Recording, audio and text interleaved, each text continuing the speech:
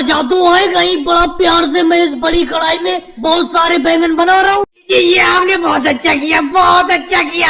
आपकी ये बात मुझे बहुत अच्छी लगी। आपके खेत में बैंगन की अच्छी पैदावार हुई है, तो इसीलिए आपने हम सब लोगों को बैंगन की दावत में बुला लिया और आप खेत पर ही कढ़ाई में बैंगन बना रहे हो। बहुत मजा आएगा बैंगन खाने में। जितने चाहो उतने बैंगन खाना, बैंगन खाते खाते तुम लोगों को मजा आ जाएगा। बहुत ही बढ़िया बैंगन बनाए मैंने। इस बार मेरे खेत में बैंगन की बहुत अच्छी पैदावार हुई, तो मैंने सोचा क्यों ना तुम सब लोगों को बैंगन की सब्जी की दावत पे बुलाया जाए। पिछली बार लालू जी के खेत में आलू की अच्छी पैदावार हुई थी, तो उन्होंने रसीले आलू की सब्जी की दावत पे बुलाया था। मोदी जी, हम भी तो 2 साल पहले आपको भिंडी की दावत खिला चुके हैं, जब 2 साल पहले हमारे खेत में भिंडी की बहुत अच्छी पैदावार हुई थी। वैसे मोदी जी एक बात कहूँ, आपके बैंगन थे ही बहुत अच्छे खेत में, इसीलिए आपके खेत में बैंगन की बहुत ज्यादा पैदावार हुई। इस बार बड़ा मोटी कमाई की है आपने बैंगन में। योगी जी, आप भी बेफालतू की बात कर रहे हो। बैंगन की खेती उगाने में मैंने मेहनत भी तो बहुत ज्यादा की है।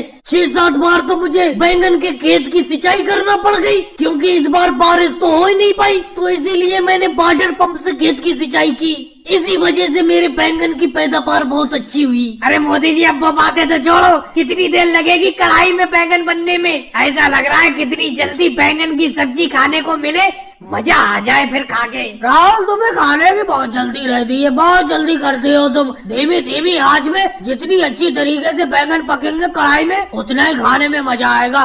क्यों मोदी जी? बेशक लालू जी, आप कोई बात कहो और वो गलत हो सकती है, ऐसा हो सकता है। आपने बिल्कुल सही बात की। जितनी धीमी आंच पे ये बैंगन पकेंगे कढ़ाई में, उतना ही ज्यादा खाने में मजा आएगा। राहुल, 1 घंटे का इंतजार और कर लो। 2 घंटे लग जाएंगे बैंगन को पकने में, उसके बाद तुम 3 घंटे बाद बैंगन खा लेना। मम्मी जी, मैंने आपसे कहा था कि जब काम हो जाएगा मैं खुद घर आकर भोजन कर लूंगा। अरे मेरे बेटे, पहले भोजन कर ले। कब तक इतनी कड़ी मेहनत करता रहेगा? भोजन कर ले। राहुल बेटे, तू सुबह भी घर से भोजन करके नहीं आया है, मेहनत पर मेहनत करे जा रहा है, भोजन नहीं कर रहा है। आप यहाँ पर क्यों चली आई? अभी तो मोदी जी और अखिलेश ने भी भोजन नहीं किया है। अरे कोई मैं अकेला ही भूखा थोड़ी हूँ, किसी ने भी भोजन नहीं किया है। सोनिया जी, राहुल बिल्कुल सही कह रहा है। थोड़ी देर का काम और बचा है। ये अमित शाह जी के जितने भी आलू हैं उनके खेत से लाकर हम उनके घर पर पहुंचा रहे हैं। बस थोड़े ही आलू और बचे, उसके बाद भोजन करने के लिए राहुल तुम्हारे घर आ जाएगा और मैं अपने घर चला जाऊंगा। लेकिन मोदी जी, एक बात बताऊं, आप इन मजदूरों के ठेकेदार हो, कम से कम भोजन का तो ध्यान रखा करो। अरे आप खुद भी भूखे रहती हो और मेरे बेटे राहुल को भी भूखा रखती हो। अरे सोनिया जी, मोदी जी यूं ही सबको भूखा थोड़ी रखते हैं, सबके फायदे के लिए भूखा रखते हैं। वो सोचते हैं जितनी देर में खाना खाओगे इतनी देर में जाने कितनी मजदूरी कर लोगे। और वैसे तो हम तो सब लोग सुबह का खाना खाकर आते हैं। राहुल भैया, आप सुबह का खाना खाकर क्यों नहीं आए थे? मम्मी जी, एक बात बताओ, ये सब लोग सुबह सुबह खाना खाकर आते हैं,